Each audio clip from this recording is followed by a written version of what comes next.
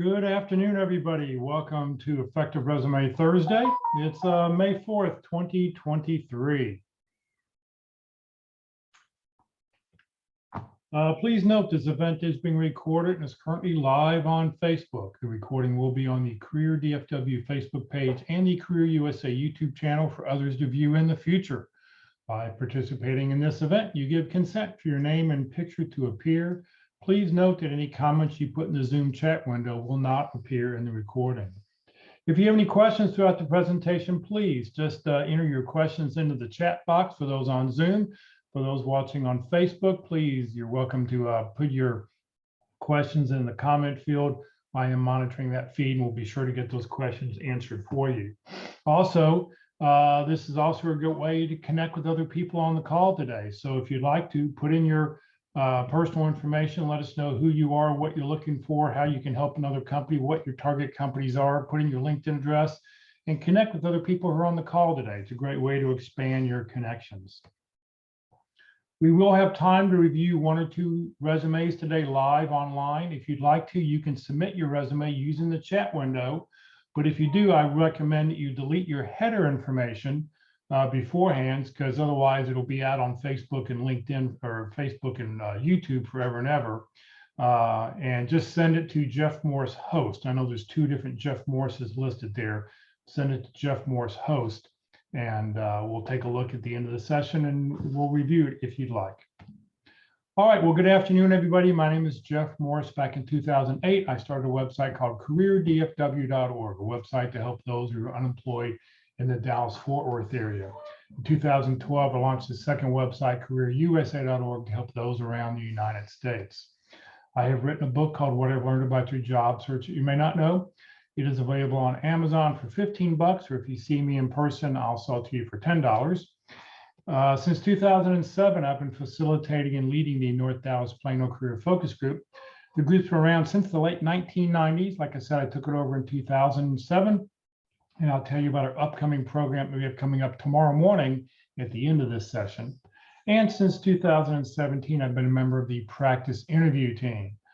Remember, your resume and your LinkedIn profile are not going to get you a job. What they get you is a phone call. How well you practice your interviewing skills, that's what's going to get you your next job. So if you'd like to have more information, just reach out to dallaspaycrew.com, and all the details are there and how you can sign up to get your own interview. All right, we're on our agenda this morning. Let me flip over screens here. Our agenda this morning, we're going to talk about the ATS system in general. We're going to talk about the one-page bio. We're going to talk about a master resume. We're going to talk about the key components of a resume. And then if anybody wants to submit their resume, we will take a look at that. All right, so just a few little general comments. This is from the Professional Association of Resume Writers and Career Coaches, just some basic things that they talk about. Number one, your resume's got to be easy to read. It's got to be free from spelling, punctuation, and grammatical errors. Think about it. A reviewer may have 200 resumes to look at, whoever that person is, looking at a couple hundred resumes.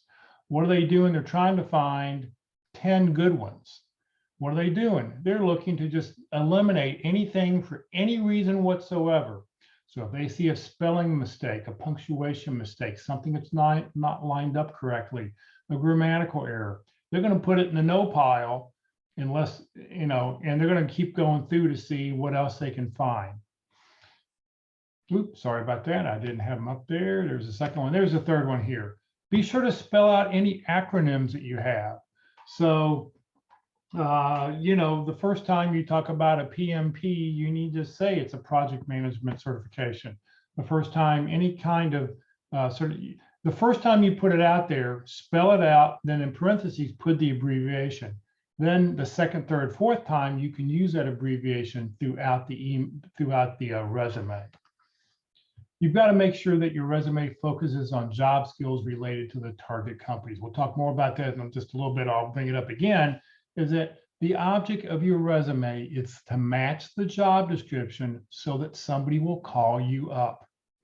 Okay, everybody here has done a lot of really, really good things, but the really good things if they're not asking for it, you don't need to tell them about it, because you want to get that phone call. How do you get the phone call? You want to make your resume match the job description. You've got to include quantitative and qualitative accomplishments.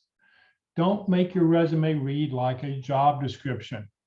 Everybody, I'll point this out in a little bit. There's a game we're going to play called the So What game, where you read the bullet point and you say, so what? And if there wasn't a so what, a result, you need to rewrite your bullet points. So we'll talk more about that in a second. And then no pictures, no graphics, no underline, no boxes for ATS resumes. And the reason being is that there are over 300 different ATS systems out there. Now, there are 5 major ones, but there's over 300. Anybody may be using some little system that they bought, depending on the size of the company. And every ATS system does things differently. So when you submit your resume to an ATS system, it's got to be as plain as it can be. You can have stuff bolded, but you don't want any graphics, no pictures, no text boxes. And like I said, we'll get into more of that in just a moment. All right, so let's talk about a resume versus a one-page bio. I'm a big fan of everybody should have a one-page bio, because a resume screams, help me, help me, help me, I'm looking for a job. A one-page bio is a more informational document that you can send out that tells people who you are, what you do, and how you can help. It has some of your major accomplishments on it, and it doesn't scream, I'm looking for a job. It just tells somebody who you are. It's a great networking tool that you can use for networking. You can use it if you're giving a speech, if you're giving a talk, all those kinds of things. It's a really effective tool. But a resume is primarily a job search tool. It focuses on the work history details and your credentials. So personally, y'all have a resume, but you should also have a one-page bio. And the bio is what you send out until you know what the company is looking for. You use that in all that. If somebody says, send me your resume, and you're not really sure what the position is or what they're looking for, send that bio at the beginning, because it's going to be a much more effective tool, a higher level of some major accomplishments of things you've done. So here's one format of a bio. Now, your bio has your picture on it. Okay, you do not put your picture on your resume. You have a paragraph there for background. You have some of your professional biography listed there. You list your education. You have your contact information on there, and then some professional accomplishments and successes. So this is one version, and I'll pop this version into the chat window if you want to download it here in just a second. The other one is, this one here is horizontal instead of vertical. It's pretty much the same kind of thing. The difference is, over on the very right-hand side, you're going to see that it lists target functions and target companies. The problem with this kind of bio is that if you're sending this bio to Coca-Cola, Coke isn't listed as a target company. PepsiCo is. So somebody at Coke will get it and go, well, you want to work for a competitor, but you don't want to work for us. So I think you've got to be very careful with this. This kind of, when you list target functions and target companies, that is great for relatives and close personal friends, and maybe just some professional contacts that you're not trying to get into their company, okay? But if you're going to target somebody at a specific company, I would either eliminate that or make sure that their company is listed as the very first target company on the list, okay? There's a great book called Be Sharp. Get the second edition if you do. You can get it on Amazon for like 17, 18 bucks. It's written by Minna Brown and Paula Asanoff, and this is Minna Brown's bio over here. And you can see that it's, hers is more of an ad slick, because she's an executive coach, she's an author, she's a public speaker. She trains coaches, professional career coaches. So she's using this more as an ad slick. But this is one, this bio tells people who she is, what she does, has her contact information, everything on it. So this one's much more involved. I love the book. The book's got like 30 or 40 different bios in the back half of it. And the first half of the book talks all about how to introduce yourself. What do you need to do to let somebody know who you are when you're meeting them in person? Let me pop in those couple bios while I'm thinking about it right now. So give me just a second here to do that.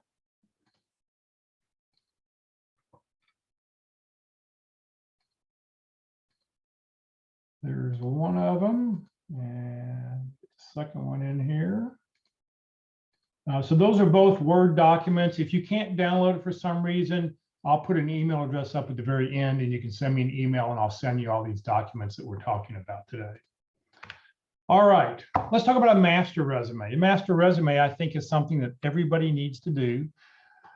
Take 3 or 4 hours at the beginning of a job search, or anytime. If you don't have one, do it now. Spend the time to create yourself a master resume. It can be 10, 15, 20 pages long. You need to include all of your jobs since high school, anything in college, if you had any internships or anything like that, include those. Include names of supervisors, contact information, addresses, the exact dates you worked there. List all the areas of your expertise, any of the certifications you got while you worked there, all the software programs you used during that time. Once you put this document together, you never have to do it again, but you do update it maybe like once every 6 months. When you get a new job, update it, and then add whatever new goals and successes you've had, so that next time you're looking for a job, you've got all the details. Now, what do you do with this master resume? It doesn't go anyplace except it's on your computer. But what you do with it is when you see a job description, take that master resume, save as, however your naming convention is for stuff, and then go through and eliminate everything on that resume that's not in the job description. You want your job description and your resume to match, because if it matches, you're going to get a phone call. If they can't see that connection between things, they're not going to do it. Everybody here has done a lot of really great things over in your career search or in the time you've been working, but just be very, very careful about only telling them what they want to know. Now, if you're applying for a government job or a education job, they usually want to see all these details. They want to see 10 or 15 pages. They don't mind that. So by having it, you're just ready to go. All right, so let's talk about some characteristics of a good resume. The goal of a good resume, and we're talking here primarily about ATS systems, is for an ATS system and job screeners to determine that you're a good match for the job. So we're going to talk about formatting. We're going to talk about the overall length of a resume. And then we're going to talk about the number of years that you should put on a resume. And this is always a question that pops up all the time. How far back should I go on my resume? So here are 3 options. And if you want, in the chat window, please put in A, B, or C, or in the comment field on Facebook, put down A, B, or C. What are your options on your resume? Do you show all of your experience? Do you just show the most recent 10 to 15 years of your experience? Or do you show the most recent 10 to 15 years plus a section called prior relevant experience? So if you want, pop a little section in there. Let me know what you think.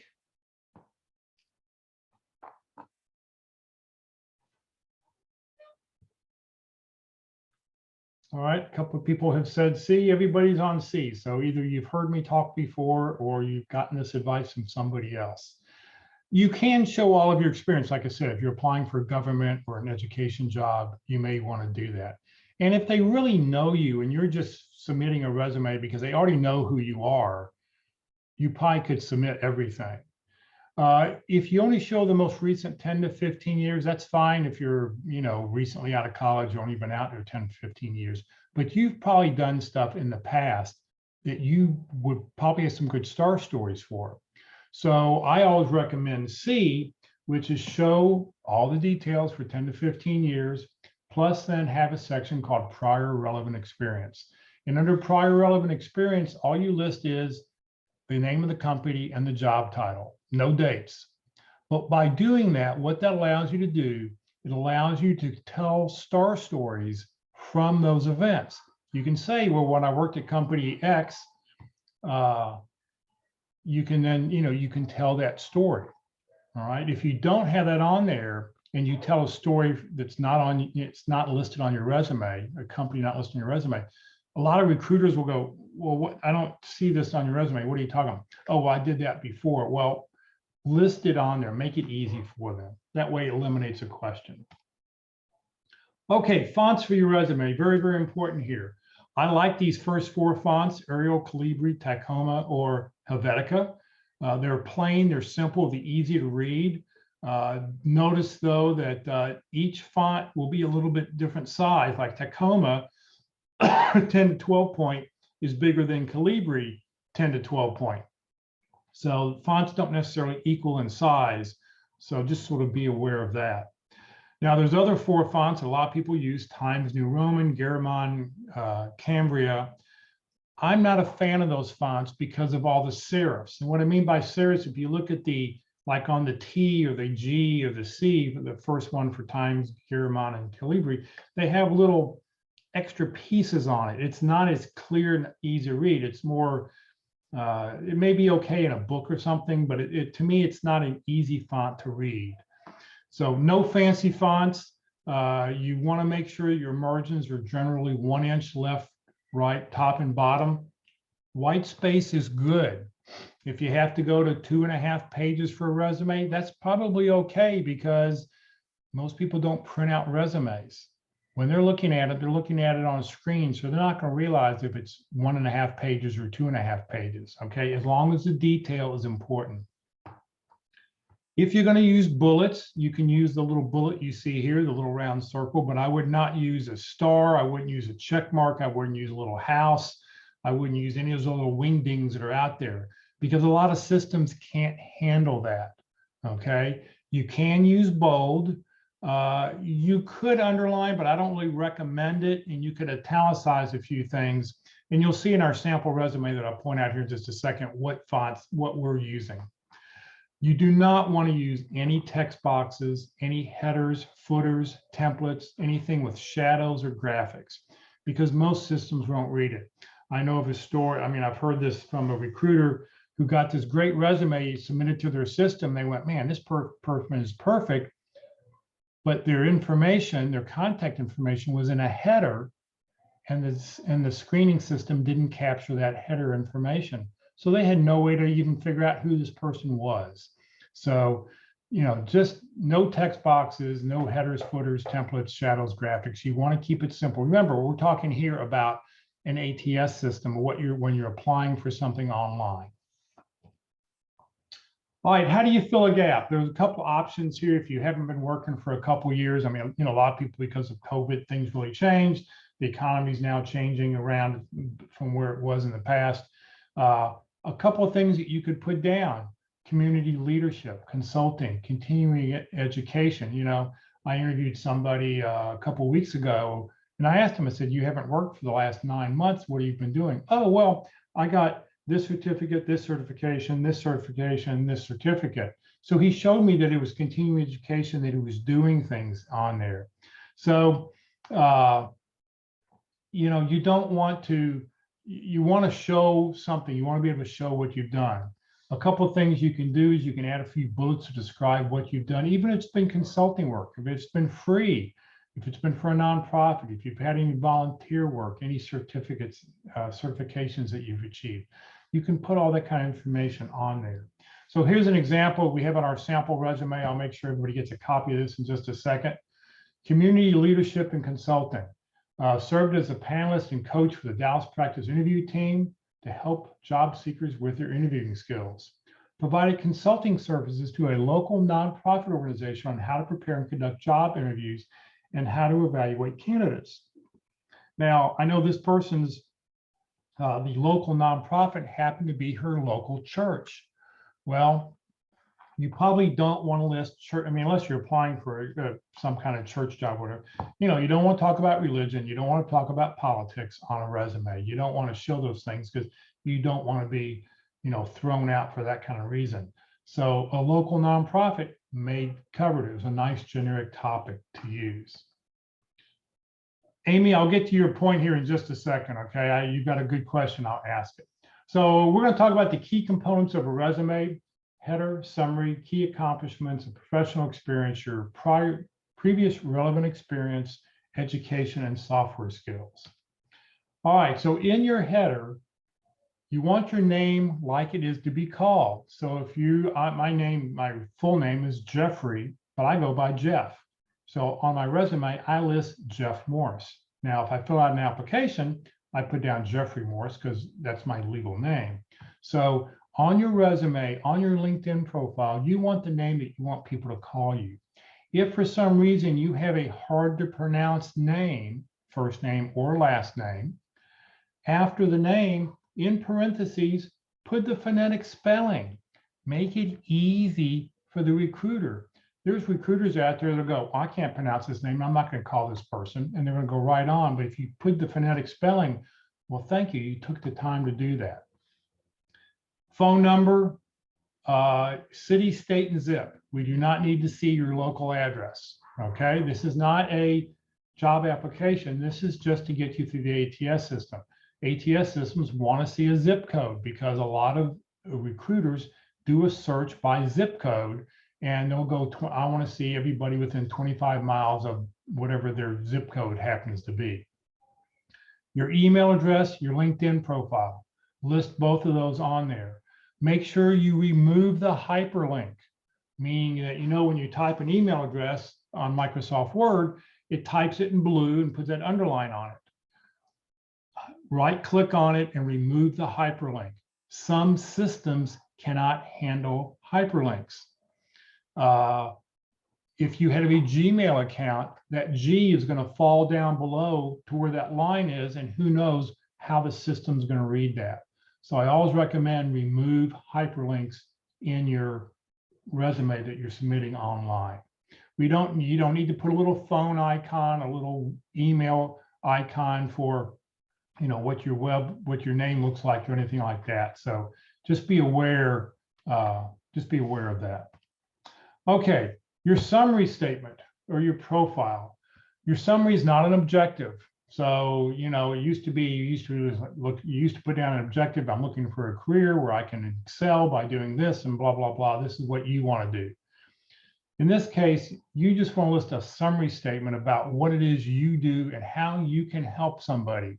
Remember, a company they have a problem. They're hiring you, or they want to hire you, or they're looking at you because you maybe can solve their problems. What kind of problems can you solve? Now, in this particular case, the person here is applying for a business analyst. He's been a business analyst in the past, so he put that down there. So he's making it easy for people to realize, okay, this is a business analyst job. And then he talks about 3 lines maximum for a statement, innovative business analyst with proven track record, blah, blah, blah, blah, blah. So he's explaining what it is he's done that would meet the qualifications of the job description. Now, you've got 9 bullet points here. I think, so yesterday I was at the practice interview team and we talked about, somebody said, well, how many bullet points, 10, 15, 20, 30, how many bullet points do you put about things you've done? My thought is 9 at the most. First of all, your summary statement should only be 3 lines. People don't read a big block of text. They scan. 3 lines, somebody can scan that very quickly. When you put in a big old paragraph of 6 or 7 lines, it's a block of text and nobody's going to look at it. For your areas of expertise, I say list 9 most. And what you do is you're going to pick 9 from the job description. So you may have a list of 20 or 30 things that you've done, but pick 9 that are in the job description. If I were to interview you, I'm going to ask you, what are your top 3? Your top 3 better be the top 3 on the list or the 3 over on the left-hand side. Okay. Don't tell me that user interface design or customer facing roles is what you're best at. Make sure your top 3 are here and make sure that those are also in the job description. Now, here's an optional section called key accomplishments. And usually sales and business development people do this because they want to show what they've done. They'll show some key accomplishments. Now, the problem with this is I don't know where they did this at. So unless they've listed these bullet points also underneath their experience section, so I can see that they did this at that job, it'll be confusing for me, or I'm going to have to ask them, well, where did you do this at? It'll lead to some more questions. So if you're in sales and business development, something you may want to consider. Oh, let me go. I didn't answer Amy's question about a table on your resume. The reason you don't want to use a table is, like, if this was a table of 9 things, a lot of ATS systems, some ATS systems will not read a table. They just won't see it, okay? It won't be recognized. It'll just be deleted, just like a header or footer. So I always recommend you type in Agile methodology, Agile, tab, Scrum, tab, requirements, enter, next line, get over to where it is, tab, and just use the tab feature to get those things all listed on there instead of using a table. All right, let's see here. We talked about summary. All right, key accomplishments, professional experience. Okay, number 1, you want a chronological resume. Yes, some people talk about a functional resume, and maybe if you're changing professions, you're a teacher and now you want to become a project manager or something, you can maybe do a half chronological, half functional kind of resume. You can do something a little bit different that shows that. But if you're staying in your regular field, you want a chronological resume. 99% of resumes should be chronological.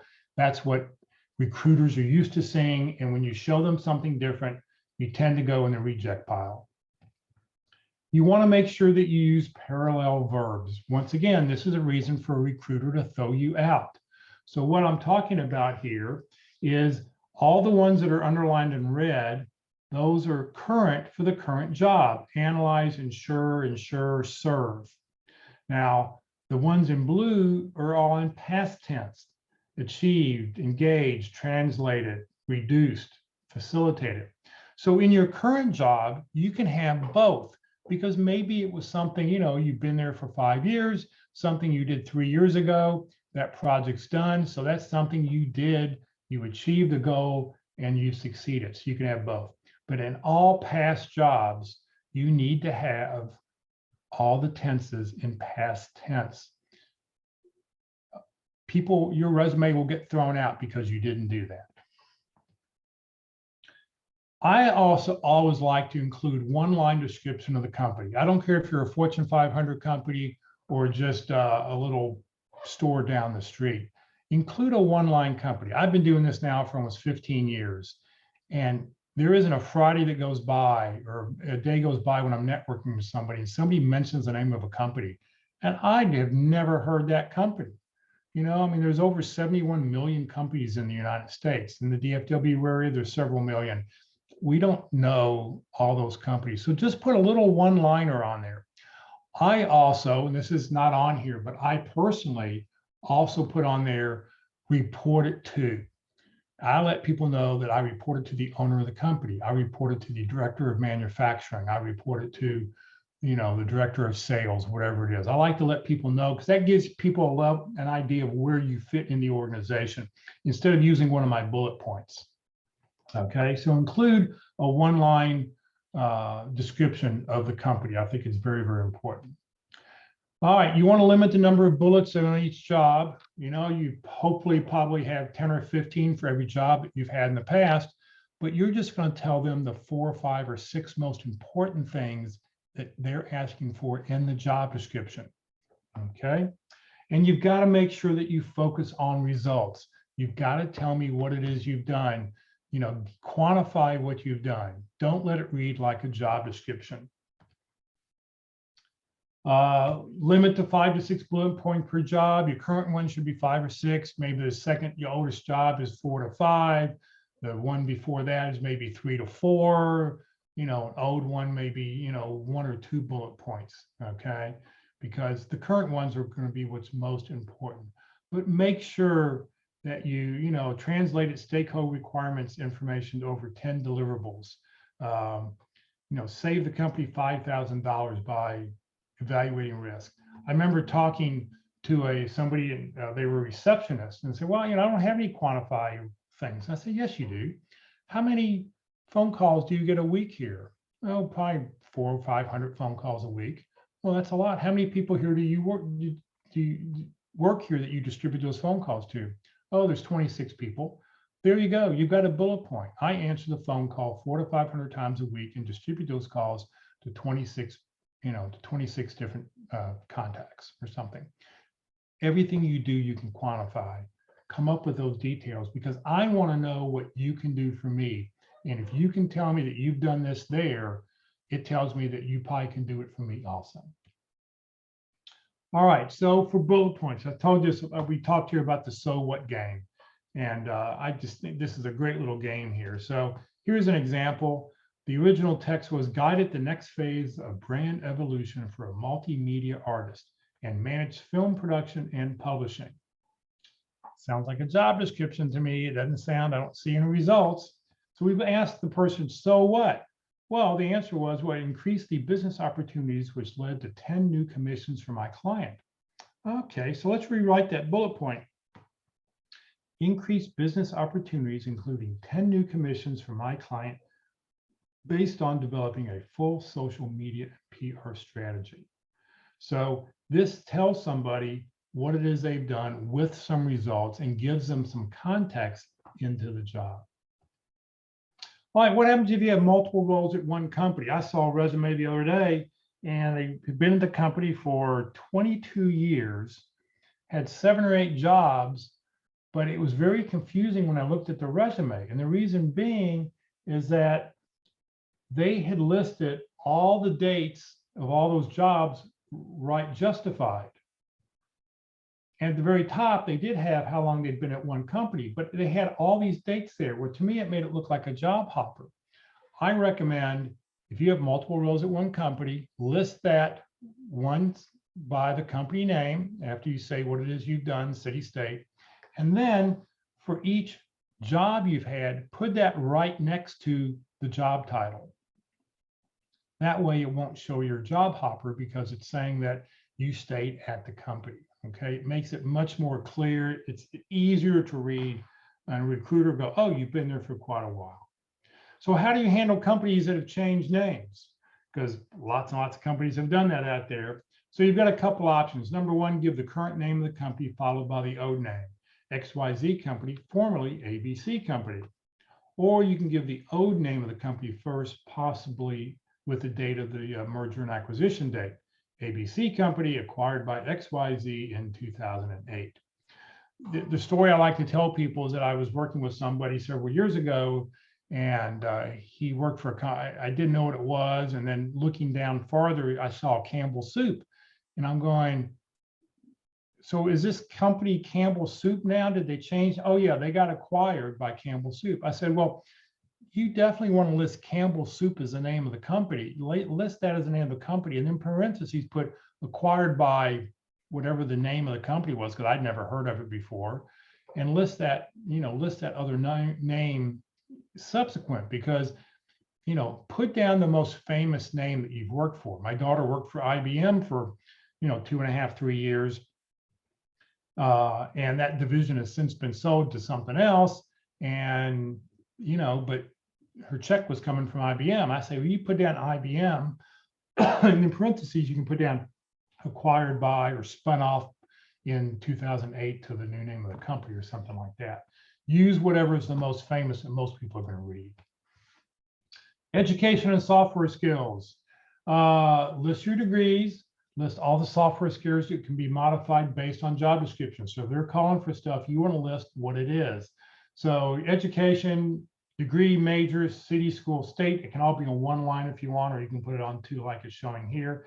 You can list software skills, whatever it is. Now, if you're a CFO, you don't need to list that you have Excel skills, unless they list Excel skills in the job description, okay? But we're going to assume that every CFO knows how to use Excel and Microsoft Word. We're going to just assume that. But if they list something in the job description, you put it on there. Now, let's say you've never used Access, but you've used another program like Access. you can put down the other program name and then parentheses similar to Access. What that then does, that matches the keyword. You're not lying. You're telling people this is what I've used and it's similar to Access, but Access is the keyword that will come up in the job search.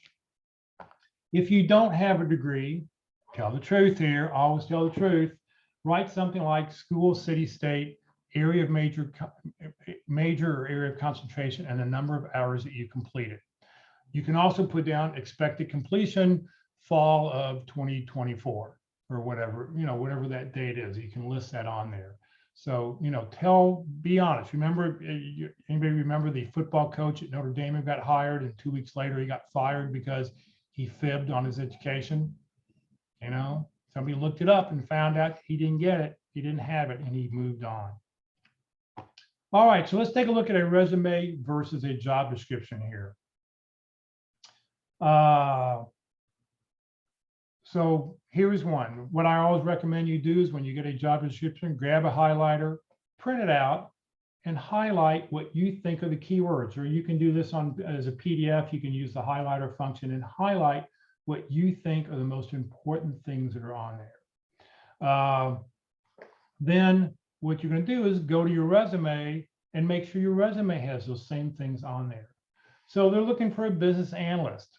Well, he put business analyst, or this resume put business analyst right up at the very top and wrote that he's an innovative business analyst right there in the summary statement. He made it easy for people to realize, yep, this is the same job title. Then he's going to start using some keywords, business requirements. He made sure that was in his summary statement.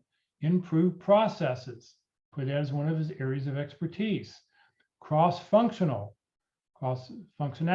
making sure that that's in there.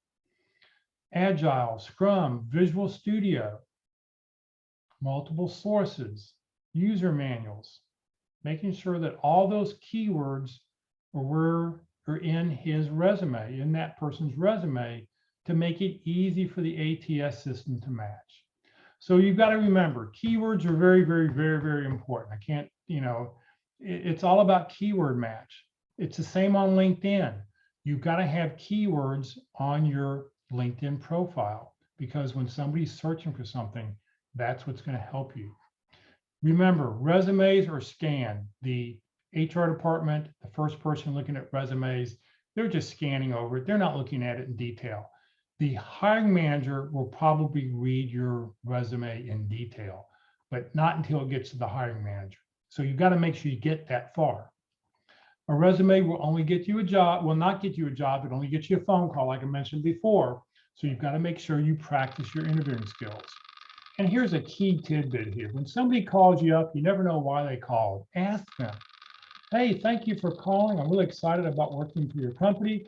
What was it on my resume that made you reach out? Or what was it on my LinkedIn profile that made you reach out? Because now you know what their hot button was, or what to them is most important. And that's also a great question to ask when you're in an interview. What are the 3 or 4 most important things you need me to accomplish over the next 6 months? What will get me an excellent review? Something like that. So ask that question when somebody calls you about what's going on there. All right. Well, nobody sent me a resume, so let me close out of here for a second. Stop sharing. Let's see, there was a question here. Kathy said, merged with ABC company in 2008. That would be just as good, just showing that the 2 companies merged. That's great. Stu asked about certifications. List those down underneath education. Okay. And now I know if somebody's like an electronic engineer, they're an EE or something, they want to list a lot of those computer skills up high underneath their areas of expertise. They'll list those, several of those skills up there. But for the most part, all those things should be listed at the very, very bottom of a resume. A interviewer, a HR person is, there certain qualifications they're looking for, and they're going to go to the very bottom of a resume, and they're going to make sure that you've got the education that they're looking for to keep you in or out of the in pile, the maybe pile, or the no pile. Any other questions that anybody else has? Nobody submitted a resume, so let me put in the chat window here copy of a resume. I'll put the resume that we talked about here. All right, so I just stuck that in there. If you're not able to load that stuff, you can send me an email to resume@careerdfw.org, resume@careerdfw.org. Let me know what you're looking for. That you'd like to get the resume, the one-page bio. I have sample T cover letters. I have action verbs that you should use, all that kind of stuff on there. So if you got any questions, feel free to reach out to me at that email address. All right, Career DFW and Career USA, reporting on training 4 days a week. Please join us tomorrow morning at the North Dallas Plano Career Focus Group meeting. We're going to have open forum. We'll talk about whatever questions that you've got about your job search. If you live in the DFW area, please come join us in person. Joining us online, you miss the pre-talk and the post-talk. After we get done, when we sign off after being on Zoom, we sit there for maybe a half hour and we talk to each individual. Well, how's your job search going? How can we help you? Tell us your target companies. Go into a lot more detail trying to get to know somebody. So if you live in the DFW area, please come join us in person. If not, we will be on Zoom or Facebook Live. And we're going to go out to lunch afterwards. So if you like, you got to eat lunch, come join us for lunch. Special event happening next Monday on May 8th at 9 a.m. I will be at the Fort Worth Career Search Network. I actually be online. I won't be there in person. I'll be doing this online. And I'm going to talk about focus on these 4 areas for the most successful job searches. The 4 areas that I think you need to work on in your job search. So if you want, come join us. I'll be next Monday at 9 a.m. If you'd like to have the Zoom links, just go to the Career DFW calendar and you will find that information on the calendar. 9 a.m. Fort Worth Career Search Network. Next Tuesday, our LinkedIn presentation will be from Locke Alderson. He'll talk about how to use LinkedIn for job hunting, strategies that get results. Next Wednesday, the practice interview team, we hope we'll have a practice interview, a candidate who's actually being interviewed. We've had one now the last several weeks. This past week, we had one in person. On the first and third Wednesdays, we actually meet in person, but the second, fourth, and fifth, we will be meeting online. So we'll try to have a practice interview scheduled. If not, we will replay one of the 13-part workshop series that Mark and Walt put together all about interviewing. Next Thursday, being the second Thursday of the month, we're going to talk all about networking. Every session, we have a different speaker who talks about networking. So some come join. Networking is networking. Networking is getting out and talking to people. And everybody has a little bit different method and why you should do it, how you should do it. So come join us. We've got a different speaker every other week talking about that. This session has been recorded. It will be on the Career DFW Facebook page and the Career USA YouTube channel. On the Career USA YouTube channel, if you subscribe to our channel, every time we post a new video, you'll get a little alert about it. We've got over 500 videos. Last week, we passed over 500 videos up there. So if you click on playlist, it's the easiest way to see every video that I post goes into one of 7 different playlists. And so for today's one, it'll be under effective resumes. Don't click on that little video because it'll show, I don't know which video it pops up. It just picks one. But if you click where that red arrow is and it says view full playlist, when you do view full playlist, up will come a list of all the different dates and topics and titles. You can go back and watch any video at your convenience. If you're not receiving emails about our workshops and you'd like to join the Career USA mailing list, just scan the QR code right over there on the lower right-hand side of the screen, or you can send an email to Career USA, the +subscribe at groups.io. You don't have to put anything in the email. Just send me an email to that address, Career USA, +subscribe at groups.io, or click on the QR code, hit send, and you'll be signed up for our emails. You'll never be spammed, but what you will get is the topic of the day, the title of the day, and most importantly, the Zoom link of the day. Please remember, Career DFW, we're a 501c3 nonprofit organization. We have no full or part-time employees. Everything I've done over the last 14.5 years has just been to help you land your next great opportunity. All of our speakers are volunteers. They all volunteer their time to help you in their job search. So thank you very much for joining us, and everybody have a great afternoon. And hopefully we will see you tomorrow morning.